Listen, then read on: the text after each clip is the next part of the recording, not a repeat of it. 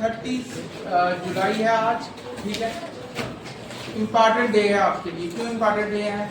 हर एक दिन इम्पॉर्टेंट होता है आपके लिए, ठीक है। और आज भी इम्पॉर्टेंट डे है, ठीक है। और आज हम जो क्वाड्रेटिक इक्वेशंस कर रहे हैं उसका एक वेरी इंपॉर्टेंट पार्ट आज हमें करना है, और जो करना है उसका नाम है क्वाड्रेटिक, आपको पता है क्वाड्रेटिक फार्मूला का मेथड करना है, ताकि हम we can find the zeros, roots, X की वैल्यू हम फाइंड कर सकते हैं। तो क्वाड्रेटिक फार्मूला, हमने इसमें क्वाड्रेटिक फार्मूला यूज करना है। उसके बाद हमने क्या करना है, उस मेथड से क्वेश्चन को सॉल्व करना है। जैसे हम फैक्टराइजेशन मेथड यूज करते हैं, on the same pattern we have to use the quadratic, answer will be same, चाहे वो मेथड करो चाहे ये मेथड करो, आंसर आपका सेम आएगा।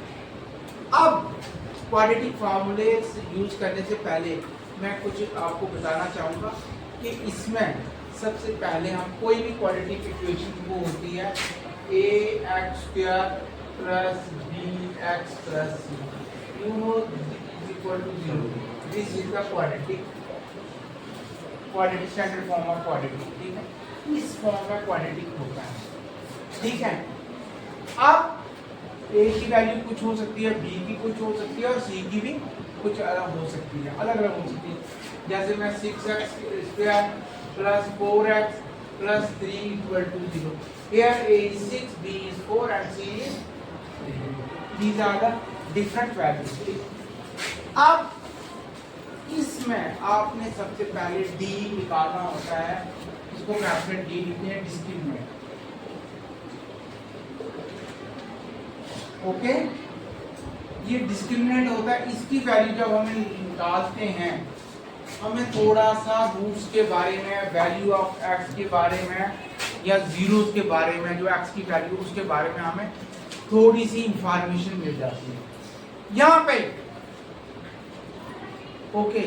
आप बोलोगे क्या वैल्यू है, I will tell you, very simple and आपने जो d होता है equal to b² minus 4ac, ये जो x के साथ होता है इसका स्क्वायर करना, फिर माइनस लिखना, फिर 4 लिखना, फिर a और c को मल्टीप्लाई करना। अब जो इसकी वैल्यू होगी b² माइनस 4ac, ये हमें बताएगा कि रूट क्या है। क्या हम रूट को फाइंड कर सकते हैं, क्या हम रूट को नहीं फाइंड कर सकते हैं। कुछ क्वेश्चन ऐसे होते हैं जिसमें हम आंसर नहीं निकाल सकते, तो वो हमें d की वैल्यू से ही पता चल जाएगा। d की 3 वैल्यू होता है। सबसे पहले d की वैल्यू क्या होती है, d ग्रेटर देन 0, रूट्स या जीरोस, रूट्स क्या कहते हैं, एग्जिस्ट करेंगे और यूनिक होंगे, क्या होंगे, अलग अलग होंगे। दूसरा कहता है अगर d इज इक्वल टू 0 होगा, रूट्स आप कह सकते हैं रियल्स होंगे, ठीक है, बट वो क्या होंगे, इक्वल। 2 वैल्यू आती है, आपको पता है जब हम आंसर निकालते हैं d की 2 वैल्यू, x की 2 वैल्यू आती है, वो दोनों की दोनों इक्वल होंगी अगर d 0। अगर d जो है वो 0 से छोटा है और 0 से बड़ी, मतलब d छोटा है 0 से, माइनस में है अगर, तो roots does not exist, roots does not exist. जो x की वैल्यू होगी वो होगी ही नहीं, हमें मिलेगी ही नहीं, हम उसको फाइंड करने की कोशिश करेंगे और वो वैल्यू हमें नहीं मिलेगी। ये 3 कंडीशंस हैं that you should remember first. आपको याद, अगर d 0 से बड़ा है then what we can say, root exist and roots are unique, we can find the roots, but if less then 0 then we can't find the roots of the equation or value of x, we cannot find. If it equal to 0, then we can find the roots.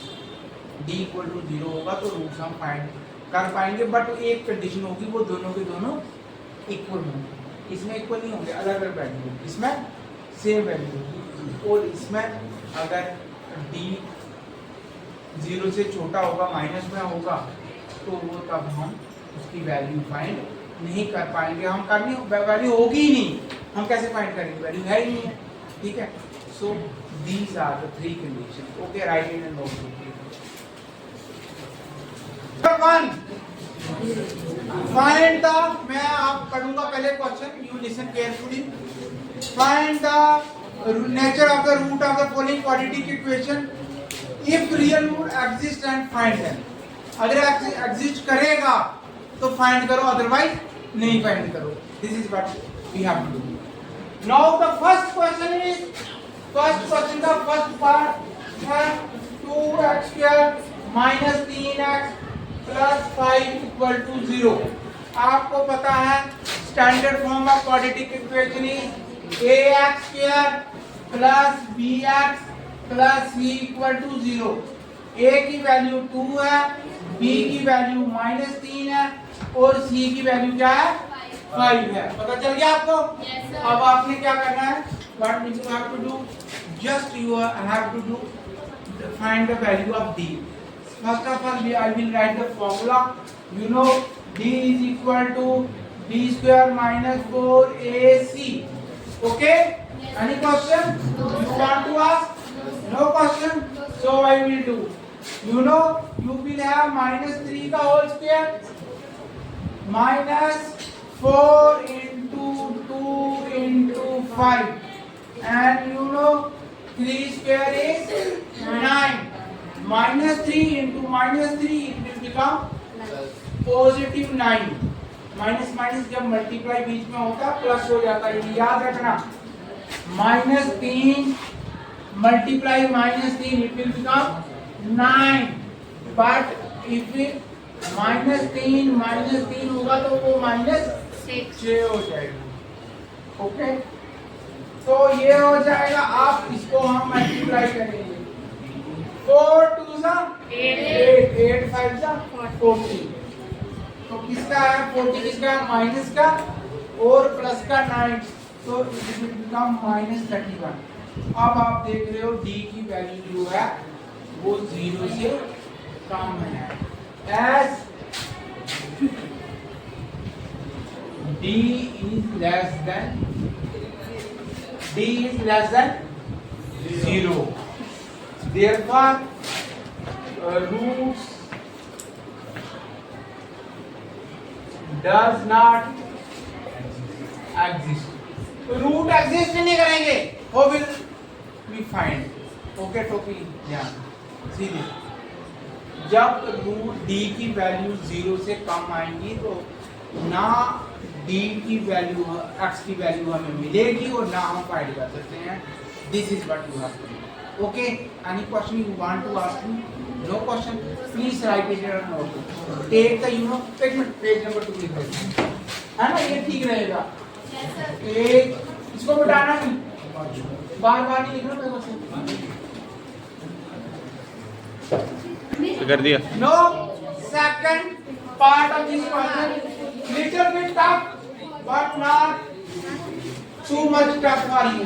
Okay, the second question is here, 3x square minus 4 under root 3x plus 4 equal to 0. Here is the question, and you know we will find. सबसे पहले ax square plus bx plus c, okay, equal to 0, and the value of a you know is 3, and value of b is -4 and root 3, and you know the value of c is 4. Here the three values are. Now what we have to find? We have to find the discriminant. Discriminant को short में हम क्या लिखते हैं, d बोलते हैं, बाकी छोड़ देते हैं। तो d is equal to b square minus 4ac। d ये हाँ ये आपने याद रखना, ठीक। तो अब b की जगह आएगा -4√3 का स्क्वायर -4 × 3 × 4 अब आपकी परेशानी यहाँ से शुरू होती है। बेटा बाद में लिखना बच्चे, बाद में लिखना। अच्छा ओके, अब 4√3 का होल स्क्वायर इस 4 का स्क्वायर इंटू √3 का whole square, this is cancel out. 16 × 3 इज 48। तो इसकी जगह मैं क्या लिखूंगा 48। You know 4 3 12, 12 4 48, 48 minus 48 equal to 0। क्या आ गया 0। रूट एग्जिस्ट करते हैं बट दोनों के दोनों इक्वल होंगे। अब मेन फार्मूला जो है वो मैंने आपको वहां नहीं बताया था, अब हम यहाँ बताएंगे। x is equal two variable x है -b + -√d/(2)।